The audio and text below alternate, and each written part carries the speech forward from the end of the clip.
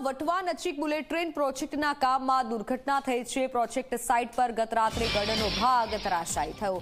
ગડર પડવાના કારણે સદનસીબે જાનહાનિ નહીં, પરંતુ ગડર પડવાથી રેલવે વિભાગને અસર થઈ છે। કર્ણાવતી એક્સપ્રેસ સહિત 22 ટ્રેનો રદ થઈ છે। 6 ટ્રેનનો રૂટ બદલાયો છે। 6 ટ્રેન રીશેડ્યુલ કરાઈ છે। દિલ્હીથી ઉચ્ચ અધિકારીઓની ટીમ પણ અમદાવાદ આવી છે। ગડરને ફરી એકવાર કરવા માટે કામગીરી હાથ ધરાઈ છે।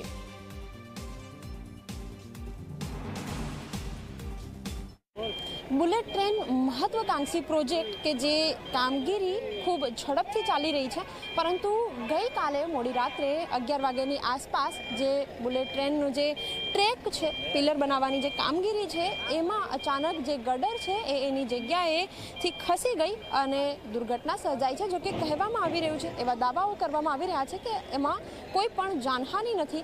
फायर विभागनी जे गाड़ीओ छे ए पण घटना स्थळे पहोंची हती, परंतु अत्यारे जे नेशनल हाई स्पीड बुलेट ट्रेननी जे टीम है ते अत्यारे घटना स्थळे पहोंची है। गुजरातनी जे टीमना जे उच्च अधिकारीओ छे ए तो घटना स्थळे छे ज, परंतु तेमनी साथे साथे घटनानी जे रीते गंभीरता लेवामां आवी छे ए मुजब दिल्हीथी पण उच्च अधिकारीओनी जे टीम है ए અહીં પહોંચી ચૂકી છે। હજી પણ કેટલાક ઉચ્ચ અધિકારીઓ છે કે જેઓ ઘટના સ્થળે પહોંચી રહ્યા છે અને ગડરથી મૂવમેન્ટ કરાવવાની જે કામગીરી છે અત્યારે કાર્યરત કરવામાં આવી છે। મહત્વની વાત એ છે કે 20થી પણ વધુ ટ્રેનો રદ કરવામાં આવી છે। 15 જેટલી ટ્રેનોને આંશિક એટલે કે શોર્ટ ટર્મિનેટ કરવામાં આવી છે। 6 જેટલી ટ્રેનોને પરાવર્તિત માર્ગથી દોડાવવામાં આવી રહી છે।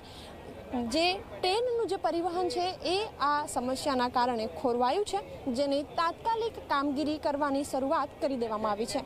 કેમેરામેન તુષાર શાહ સાથે સપના શર્મા, ઝી24 કલાક, અમદાવાદ।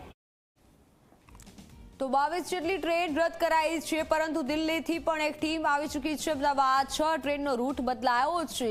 ગઈકાલે જ ઘટના બની છે। સદનસીબે મોટી દુર્ઘટના ટળી છે, પરંતુ હાલ જે ઘાયલો છે તેઓને હોસ્પિટલ ખસેડાયા છે। વટવા નજીક બુલેટ ટ્રેન પ્રોજેક્ટમાં આ દુર્ઘટના સર્જાઈ છે।